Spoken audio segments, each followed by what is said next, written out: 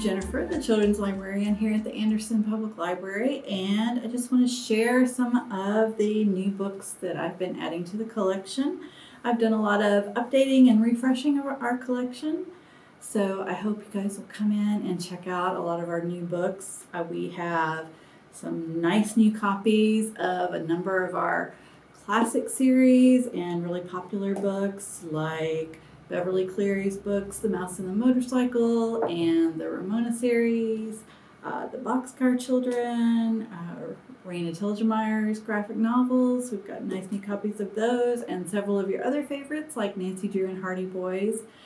I've added several new transitional chapter books that are great for newly independent readers. We have the Kingdom of Renly series. This is a very popular illustrated chapter book that's great for newly independent readers. This is a fantasy series, and it's probably a step before the Magic Tree House series. So if you have kids that are not quite ready for that, this one would be a good fit. We have the Yasmin books. These are in our early reader section, and these feature Yasmin, who deals with a lot of ordinary things that everybody runs into every day. Things like having trouble with school projects, getting in trouble for doing something you weren't supposed to do, getting lost.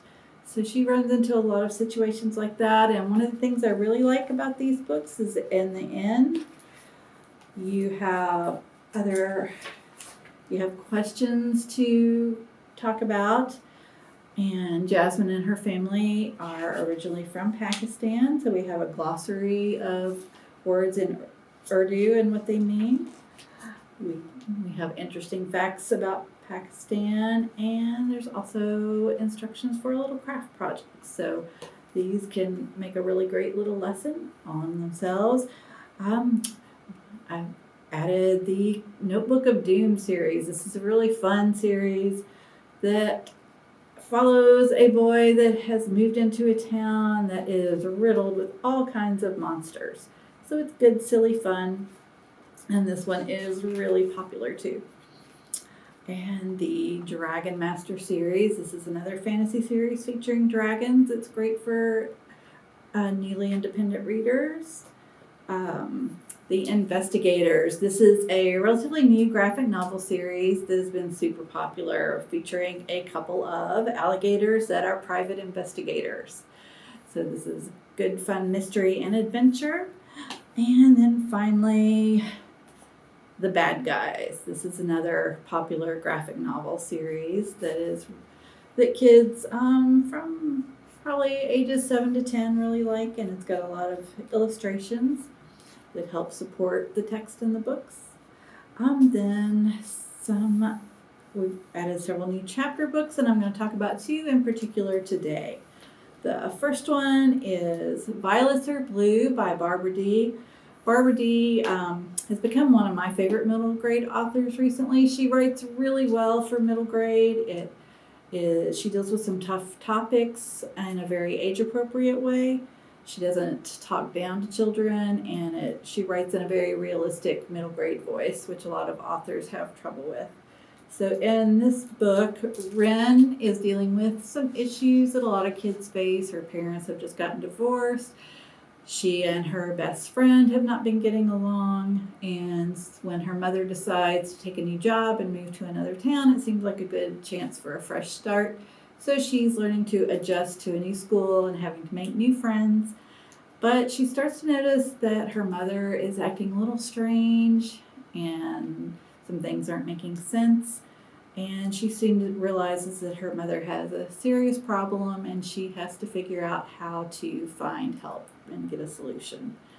So again, Barbara Dee does deal with some tough topics, but in a very age-appropriate way, and I highly recommend her books.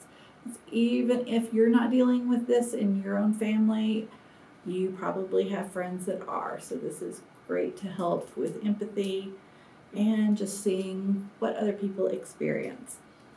And then finally, Ophi's Ghosts by Justina Ireland. This is a really fun, quick read. This is one I think was overlooked by the awards this year and should have won an award.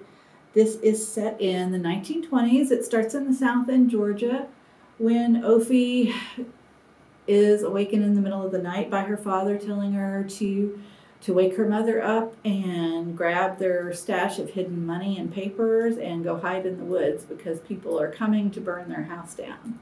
So she does this, and she realizes the next day that her father had been murdered and she was actually being visited by his ghost. And this is the first time that Ophi sees ghosts, and after that she begins to see many other ghosts.